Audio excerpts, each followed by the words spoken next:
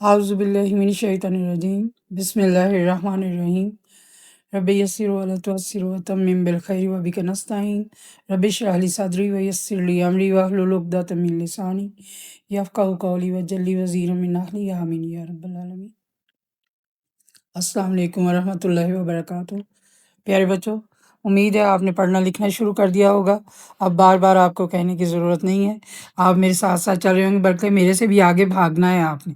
ٹھیک ہے، میرے ساتھ نہیں چلنا، میرے سے بھی آگے بھاگنا ہے۔ میرا ایک بچہ تھا راشد رؤف، مجھے یاد آ گیا بہت سالوں پہلے کا۔ تو وہ چھوٹا سا تھا اور اس کا فرینڈ تھا اونچے لمبے قد کا، تو لیکن وہ نارمل بچہ تھا، لیکن راشد رؤف جو تھا، اگر وہ کہیں سن رہا ہوگا تو اسے میں یاد آ جاؤں گی۔ تو وہ میں نے جو کام کروانا ہوتا تھا، وہ میرے جانے سے پہلے نوٹ بک کے اوپر ہیڈنگ دے کر، سوال لکھ کر، جواب تک کا لکھ کر، تو وہ بیٹھا ہوتا تھا۔ تو جیسے ہی میں شروع کرتی تھی، تو جب چیک کروانے کا ٹائم آتا تو سب سے پہلے وہ بچہ آتا تھا۔ اس طرح سائمہ صلاح الدین تھی ایک بچی، اسی کی کلاس فیلو تھی۔ تو وہ اس طرح سے 2 بچے بہت ہی پیارے تھے۔ تو آئیے آپ بھی ایسے بچے بنیں جو میرے سے بھی پہلے کر چکے ہوں، اور آپ کو صرف فریش ہو، آپ کے دماغ میں تازہ ہو جائے کہ یہ ہم نے کام کیا ہوا ہے اور یہ مس آج پڑھا رہی ہیں۔ تو اتنی سی ساری بات ہے، تو آپ پہلے سے پڑھیں گے تو آپ کو بہت فائدہ ہوگا۔ تو آئیے شروع کرتے ہیں بچوں۔ یہ سعادت حسن منٹو کا توبہ ٹیک سنگھ، یہ مشہور ہے، یہ پلے ہے، دونوں طرف بنا ہوا ہے، انڈیا میں بھی اور پاکستان میں بھی۔ تو آپ اس کو دیکھ بھی سکتے ہیں۔ اس افسانے کا جو اس کو ڈرامہ بنایا گیا ہے، وہ آپ دیکھ بھی سکتے ہیں اس کو۔ ٹھیک ہے، تو آپ ضرور دیکھیے، نکال کر آپ کو سمجھ آئے گی کہ کہانی ہے کیا۔ اگر کوئی زبانی ہمیں کہانی سناتا ہے تب بھی ہمیں سمجھ آ جاتی ہے، لیکن جو ہم دیکھتے ہیں اس کی ہمیں زیادہ سمجھ آتی ہے۔ تو یہ ان کا تعارف جو ہے، جو مصنف ہیں سعادت حسن منٹو، وہ بچوں ان کا یوم پیدائش ہے 11 مئی 1912۔ تو اور ان کی وفات ہے 18 جنوری 1955۔ تو ان کی ٹوٹل عمر جو بچوں 42 سال بنتی ہے۔ اتنی کم عمری میں ایک انسان کتنا حساس اور اپنی ناموری چھوڑ گیا ہے کہ اس نے اپنے معاشرے میں کیا چیزیں دیکھی۔ ہر انسان جو ہے وہ اپنے گھر اور اپنے ماحول کی جو ہے وہ عکاس ہوتا ہے۔ بچوں، توبہ ٹیک سنگھ کا سعادت حسن منٹو، ان کا یوم پیدائش آپ دیکھ لیں، یوم وفات آپ دیکھ لیں، اور ان کی پوری عمر جو تھی 42 سال تھی، یہ ہم کر چکے ہیں۔ اور ان کے ہر انسان جو ہے وہ اپنے معاشرے کا عکاس ہوتا ہے کہ آپ کس ماحول میں رہتے ہیں، آپ کے والدین، آپ کے عزیز و اقارب، آپ کا محلہ جو ہوتا ہے۔ ترکی میں ابھی بھی محلے ہی کہتے ہیں، جس محلے میں آپ جاتے ہیں تو اس کا باقاعدہ کہتے ہیں کہ میں فلاں محلے میں گیا تھا۔ یعنی ڈویژن جو ہوتی ہے شہر کی یا گاؤں کی یا قصبے کی، تو وہ محلوں کے حساب سے ہوتی ہے۔ محلہ یعنی جہاں پر وہ واقع ہے جگہ۔ تو یہاں پر جو بھی علاقہ جس میں آپ رہتے ہیں، جس میں آپ کی نشو نما ہوتی ہے، اٹھان ہوتی ہے، آپ نو عمر ہوتے ہیں، پھر نوجوان ہوتے ہیں، تو جو آپ کے ارد گرد کا معاشرہ ہوتا ہے اس کے آپ عکاس ہوتے ہیں، وہ آپ پر کیسے اثر انداز ہوتا ہے۔ تو ان کی بھی جو زندگی ہے، وہ جہاں پر گزری ہے، انہوں نے اپنے کیسے مشاہدہ کیا وہاں کے، مطلب یہ دیکھیں نا، ان کا 55 میں، تو 47 میں پاکستان بنا ہے، تو ڈویژن میں، تقسیم ہند و پاک میں آپ کا مطلب آپ نے کتنا دیکھا ہوگا وہ سارا غم، اور پھر اس کے بعد جو آپ نے محسوس کیا اس کو آپ نے قلم کے ذریعے ہمارے لیے لکھ دیا۔ تو ہم نے اس میں سے اپنے مقصد کی چیزیں نکالنی ہیں۔ تو جو ان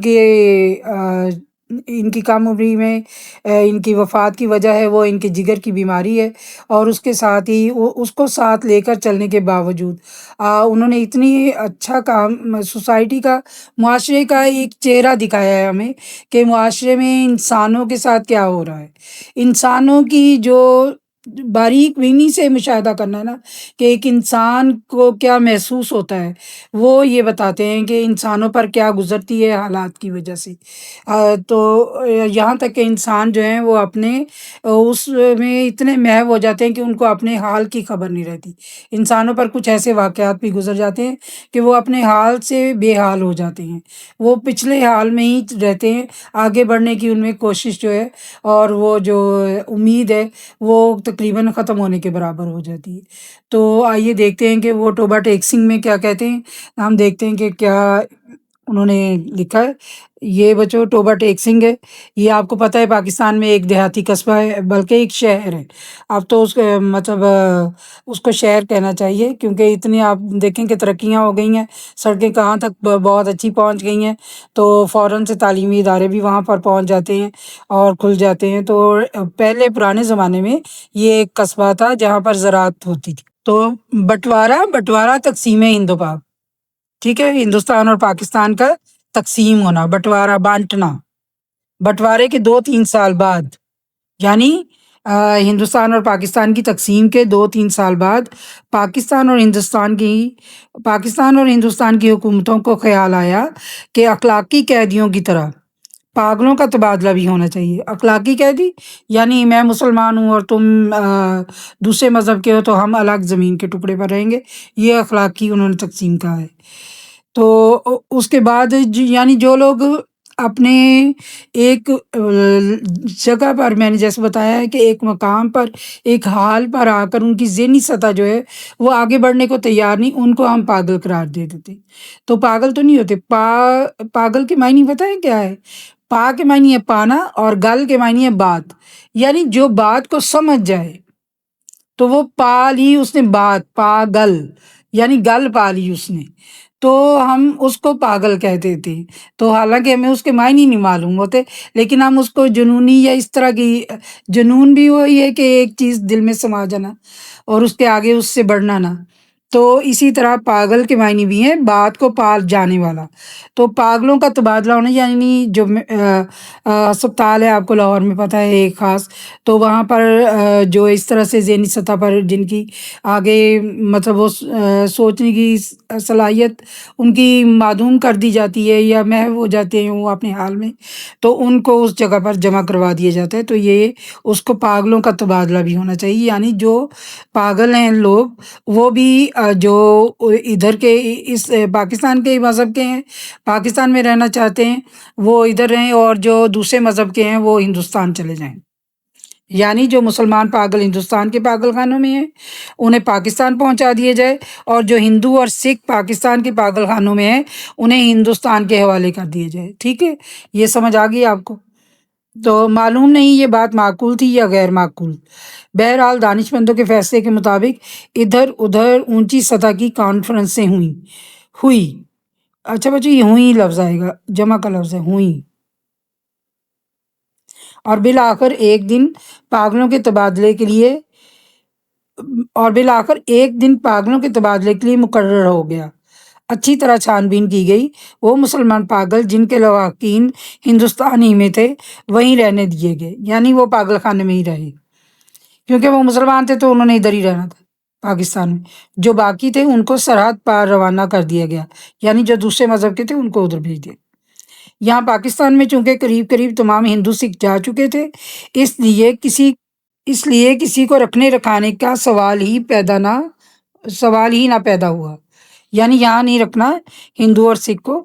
تو وہ جتنے ہندو سکھ پاگل تھے سب کے سب پولیس کی حفاظت میں بارڈر پہنچا دیے گئے۔ ادھر کا معلوم نہیں، لیکن ادھر لاہور کے پاگل خانے میں جب اس تبادلے کی خبر پہنچی تو بڑی دلچسپ چہمگوئیاں ہونے لگی۔ چہمگوئیاں مطلب طرح طرح کی باتیں لوگ کرنے لگے۔ ایک مسلمان پاگل جو 12 برس سے ہر روز باقاعدگی کے ساتھ ذمہ دار پڑھتا تھا، ذمہ دار بچوں ایک اخبار تھا، مولانا ظفر علی خان نے جاری کیا تھا، اس سے جب اس کے دوست نے پوچھا مولوی صاحب یہ پاکستان کیا ہوتا ہے، تو اس نے بڑے غور و فکر کے بعد جواب دیا، ہندوستان میں ایک ایسی جگہ جہاں استرے بنتے ہیں، یعنی مولوی مطلب وہ اس کی داڑھی ہے، تو ہندوستان اس نے کہا کہ جہاں استرے بنتے ہیں، یہاں جہاں داڑھی رکھنے کی اجازت نہیں ہے، داڑھی کاٹ دی جاتی ہے، ہندوستان وہ جگہ ہے۔ یہ اپنی طرف سے وہ ایک بڑی مطلب تحقیقی بات، کیونکہ وہ اخبار پڑھتا تھا تو اس کو یہی سمجھ آئی کہ جہاں داڑھی رکھنے کی اجازت نہیں، اور جہاں ہندوستان وہ جگہ ہے جہاں استرے بنتے ہیں، سمجھ آ گئی؟ مطلب جب ہم اس کو پڑھتے ہیں تو ہم اگر لاؤ بالی پن سے پڑھتے ہیں، یا ہمیں اس وقت کا اندازہ نہیں ہے جو اتنا وقت گزر چکا ہے، آپ دیکھیں کہ 77-78 سال ابھی گزر چکے ہیں، تو یا اس سے کم و بیش جتنا بھی وقت گزر چکا ہے، تو ہمیں اس وقت کا اندازہ نہیں ہے، ہم نے نہیں وہ وقت دیکھا۔ تو وہ جو اخبار پڑھتا تھا اس کو صرف یہی سمجھ آئی، مولوی صاحب یعنی ظاہر ہے ان کی داڑھی ہوگی، تو مولوی صاحب نے جواب دیا ہے کہ ہندوستان ہے وہ جگہ ہے جہاں استرے بنتے ہیں، ٹھیک ہے؟ یہ سمجھ آ گئی کہ داڑھی رکھنے کی اجازت نہیں، حالانکہ اس کا عام وہ پوری تاریخ سے کوئی تعلق نہیں۔ یہ جواب سن کر اس کا دوست مطمئن ہو گیا۔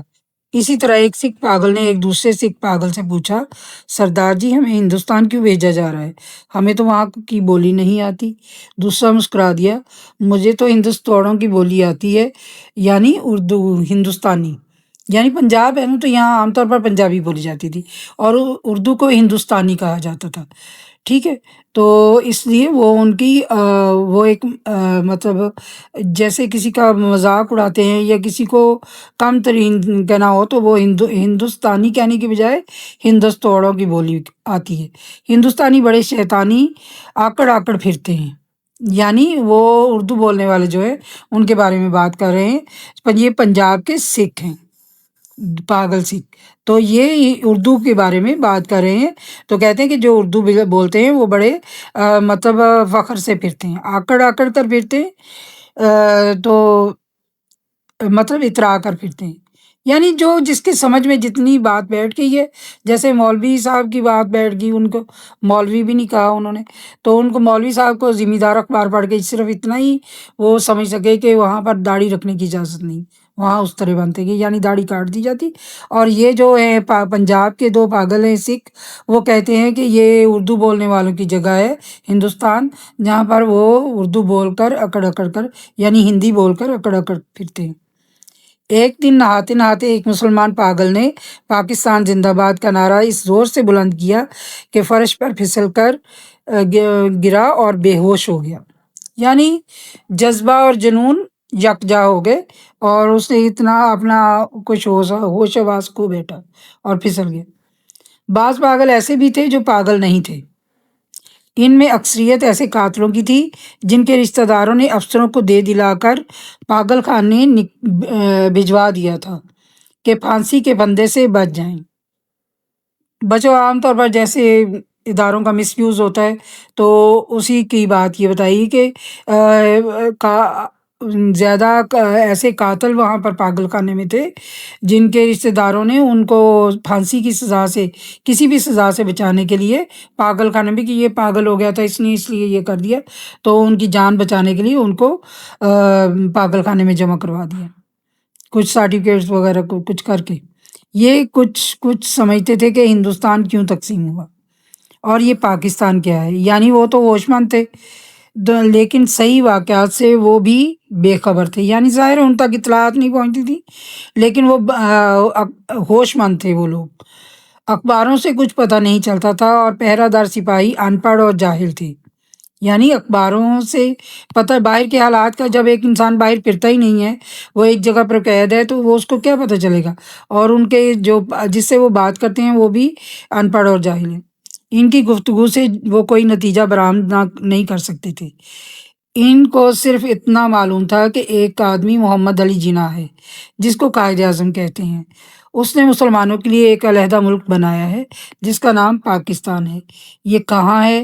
اس کا محل وقوع کیا ہے؟ محل وقوع وہی جگہ پر، کس جگہ پر واقع ہے، اس کے متعلق وہ کچھ نہیں جانتے تھے۔ یہی وجہ ہے کہ پاگل خانے میں وہ سب پاگل جن کا دماغ پوری طرح معاف نہیں ہوا تھا اس مخمصے میں گرفتار تھے، یعنی دو طرح کی کیفیت ہونا، کہ یہ کروں یا یہ کروں، مخمصہ کہتے ہیں دو طرح کی کیفیت ہونا، یہ صحیح ہے یا یہ صحیح ہے۔ اس مخمصے میں گرفتار تھے کہ وہ پاکستان میں ہیں یا ہندوستان میں، ٹھیک ہے؟ کہ ان کو یہ بات پتہ چل گیا کہ ہندوستان پاکستان بن گیا، اب ان کو یہ نہیں سمجھ آ رہی کہ ہاسپٹل جو ہے وہ ہندوستان میں ہے یا پاکستان میں۔ اگر ہندوستان میں ہے تو پاکستان کہاں ہے؟ یعنی ان کو وہ ایک الگ الگ جگہ کہ ہندوستان ایک الگ جگہ ہو گئی ہے اور پاکستان ایک الگ، وہ اس زمین پر اس کو نہیں سمجھ پا رہے تھے۔ اگر وہ پاکستان میں ہے تو یہ کیسے ہو سکتا ہے کہ وہ کچھ عرصہ پہلے یہیں رہتے ہوئے بھی ہندوستان میں تھے؟ یعنی یہ دیکھیں کہ یہ لاجک کی منطق کی باتیں شروع ہو گئی کہ پہلے وہ ہندوستان کیوں تھا؟ ایک پاگل تو پاکستان اور پاکستان کے چکر میں کچھ ایسا گرفتار ہوا کہ اور زیادہ پاگل ہو گیا۔ جھاڑو دیتے دیتے ایک دن درخت پر چڑھ گیا اور ٹہنے پر بیٹھ کر 2 گھنٹے مسلسل تقریر کرتا رہا جو پاکستان اور ہندوستان کے نازک مسئلے پر تھی۔ سپاہیوں نے اسے نیچے اترنے کو کہا تو وہ اور اوپر چڑھ گیا۔ ڈرایا دھمکایا گیا تو اس نے کہا میں ہندوستان میں رہنا چاہتا ہوں نہ پاکستان میں، میں اس درخت ہی پر رہوں گا۔ بڑی مشکلوں کے بعد جب اس کا دورہ سرد پڑا تو وہ نیچے اترا، یعنی وہ کیفیت اس کے اوپر سے ختم ہوئی تو وہ نیچے آیا اور اپنے ہندو سکھ دوستوں سے گلے مل مل کر رونے لگا، اس خیال سے اس کا دل بھر آیا تھا کہ وہ اسے چھوڑ کر ہندوستان چلے جائیں گے۔ یعنی یہ دیکھیں کہ یہ کون ہے؟ یعنی ایک قیدی ہے، وہ ہندوستان اور پاکستان کو سمجھ نہیں پا رہا اور وہ مطلب اوپر چلا گیا اور پھر وہ نیچے اتر کر اپنے دوستوں سے ہو سکتا ہے وہ مسلمان ہو تو وہ اپنے دوستوں سے رونے لگا کہ وہ اسے چھوڑ کر کہیں چلے جائیں گے۔ یہ جب ہم ایک دوسرے کے ساتھ رہتے ہیں، چاہے ہم عقل مند ہوں یا پاگل ہوں، تو پاگل کے بھی میں نے آپ کو معنی بتا دی ہیں کہ جو بات کو سمجھ جائے اس کو پاگل کہتے ہیں، یعنی بات کو پا لینا۔ پاگل یعنی گل کو پا لینا۔ تو یہاں پر وہ رونے لگ پڑا، ظاہر ہے احساسات تو ہوتے ہیں انسان کے۔ تو جب ان کو بتایا گیا کہ اب آپ لوگ شفٹ ہو گئے یہاں سے، جو ہندو اور سکھ ہیں وہ ہندوستان میں چلے جائیں گے اور جو مسلمان ہیں وہ پاکستان میں رہیں گے، جب یہ بات ان کے کانوں تک پہنچی آہستہ آہستہ تو وہ آپس میں گھبرانے لگے کہ یہ جو ہاسپٹل جہاں وہ رہتے ہیں یہ جگہ ہندوستان میں ہے یا پاکستان میں ہے، اور اگر اس جگہ پر پاکستان ہے تو پھر ہم ہندوستان میں جائیں گے۔ تو وہ اس بات کو لے کر ایک پاگل جو ہے وہ کس طرح سے حساس ہو گیا اور وہ روتا رہا۔ پھر جب وہ کیفیت مدھم پڑی تو وہ نیچے اترا اور پھر مل کر گلے رونے لگا کہ کہیں ہمیں آپس میں جدا نہ کر دیا جائے۔ تو یہاں پر بچوں یہ ہم نے اس کے 3 حصے کیے ہیں، تو یہاں پر یہ مکمل ایک حصہ میں نے آپ کو پڑھ کر سنایا، اگلا بھی انشاءاللہ سنائیں گے، اور آپ نے اس کو سن کر سمجھنا ہے، پھر اس کے نوٹس پڑھنے ہیں۔ نوٹس کو آپ نے لکھنا بھی ہے اپنے ہاتھوں سے بچوں، بے شک آپ دیکھ کر لکھیں ان نوٹس کو، تو وہ آپ کو امتحان میں بہت فائدہ دیں گے۔ جب آپ دوبارہ ریویژن کے لیے ان کو زبانی کر رہے ہوں گے تو وہ جو ہاتھ سے لکھا ہوا ہوگا وہ ایسے ہوگا کہ جیسے وہ آپ کا اپنا ہے، تو وہ آپ کے ساتھ ساتھ رہے گا اور ہمیشہ آپ کو یاد بھی رہے گا۔ انشاءاللہ پھر ملتے ہیں۔ اللہ حافظ۔